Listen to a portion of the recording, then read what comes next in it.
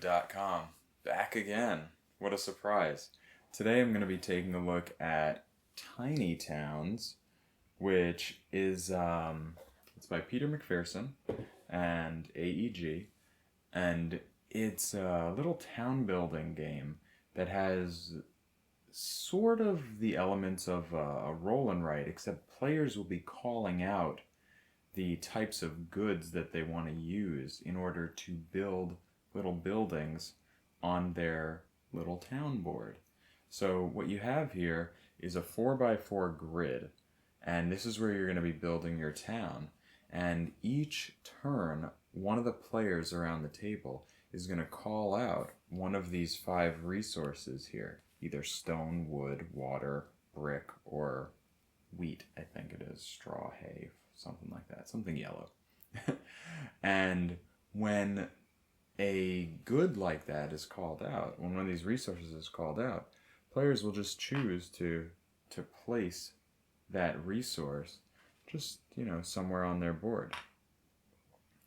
And then every player around the table has to do that, even if they weren't the one who called that resource, and even if they don't want to place that resource.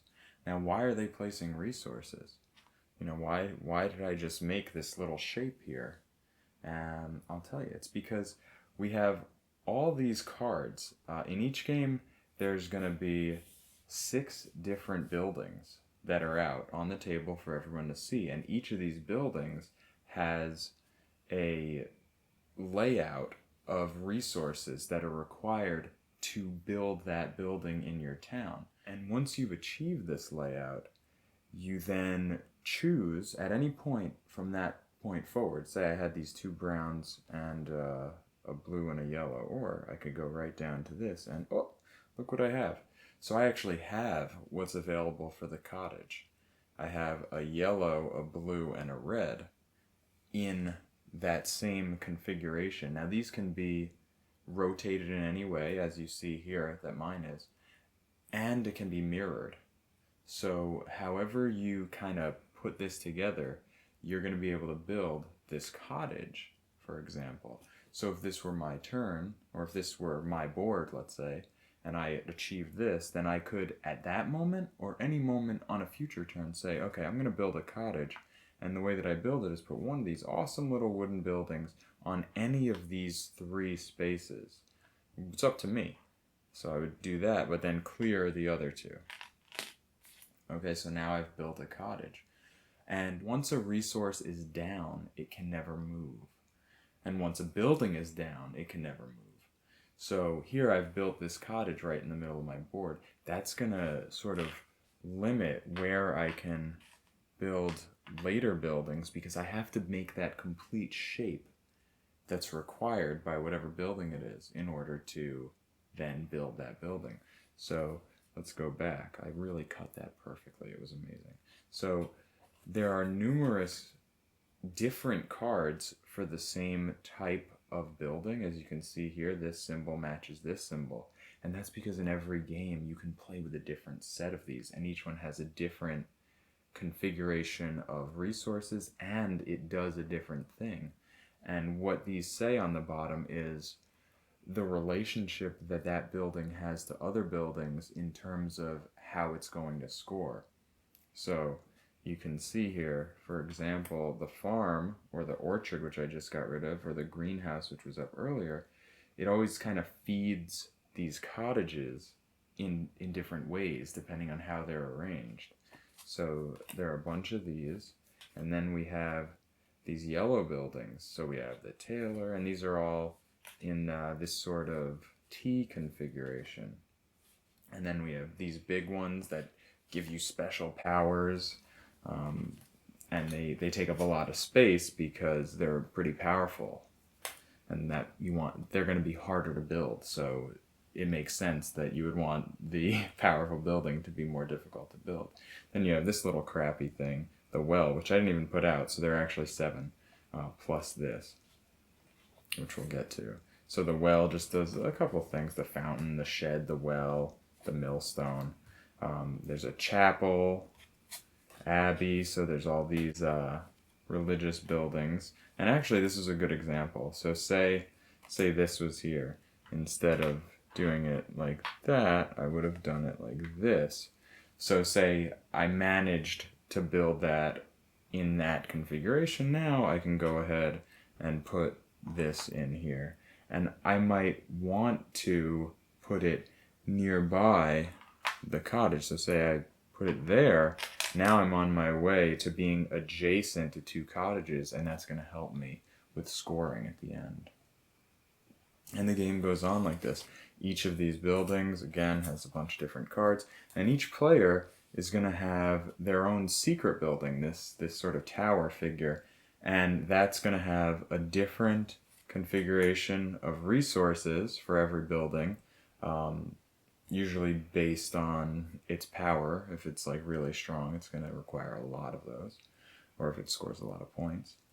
And then when you build that, same thing, you put it on the board in any of the spaces that you had those goods on, and it gives you your special ability. The game continues going around the table, all players calling out a resource, possibly looking at their opponent's boards, figuring out what the other players might be calling right after them. So maybe you don't call that because you're going to get it for free anyway.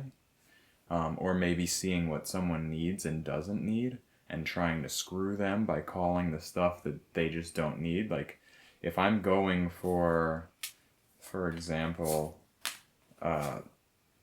this building, I might be calling a lot of wood, a lot of brown cubes, and if someone else is not going for a building with brown cubes, like say this is out, and they're trying to get a lot of these little tailors, I'm going to keep calling my browns, and they're going to keep crying, but then they're going to be calling stone, and I'm going to be crying. So you keep doing that, and then eventually players, one by one, are not going to be able to place anymore. You're not going to be able to put any new resources because you can't pull them off to create buildings because you've run out of space, and the whole time you've been trying to configure these things so that you don't go out like that before everyone else, because usually the more stuff you get on the board, the more points you're going to score based on all these adjacencies and relationships and stuff. It's really cool. And then game ends and you tally it up.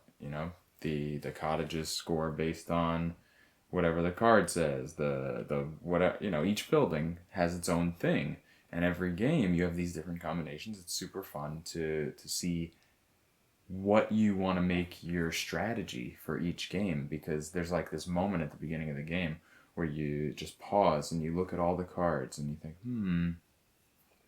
okay, maybe I'll go for these yellow buildings, and they kind of link up with the green buildings. So maybe I'll do those two.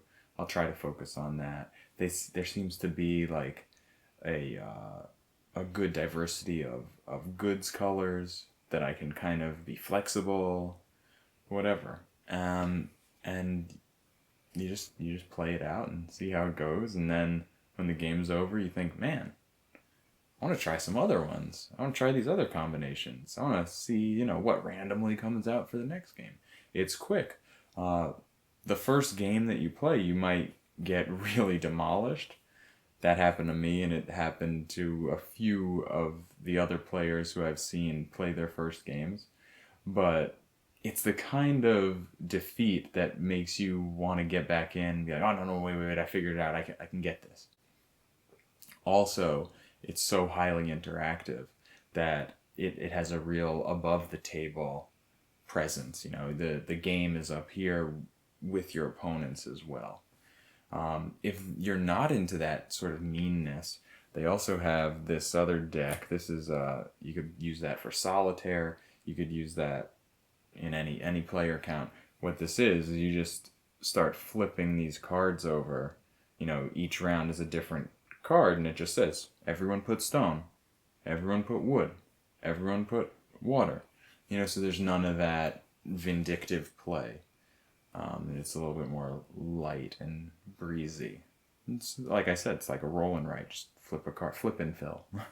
You just flip it over and fill in your grid. Anyway, this is a really excellent game. Tiny Towns kind of surprised me when I first played it.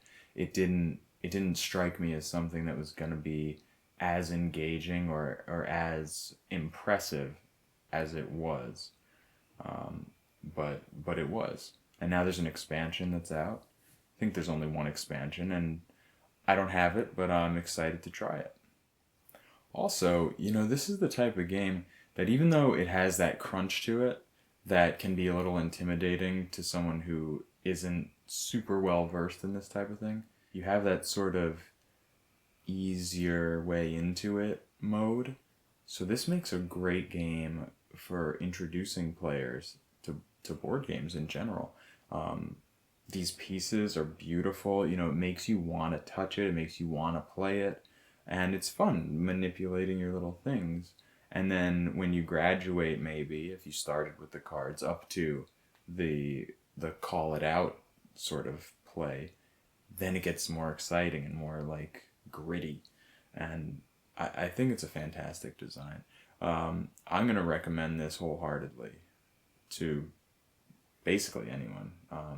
It's good, good for skill levels from the bottom up. And it's quick too. It's a very fast game. I think it says here on the box 45 minutes. It can go faster than that also. It could be as fast as 30 minutes easy. So yeah, as far as the GamerNode scale goes, is it commendable? Yes. Is it masterful? It's very clever. So it's in that range. It's up there. It's a great game. And for the price, it's inexpensive. It's like $30-$40. You gotta get it. That's it. That's the recommendation. Great game. Tiny Towns. Peter McPherson. AEG. Go out and get it. Thanks for watching, everyone. My name's Eddie Inzauto, and this is GamerNode. If you like what you see, click the little bell, get some notifications, subscribe, give me a thumbs up, whatever you like. And until next time, have fun out there playing games.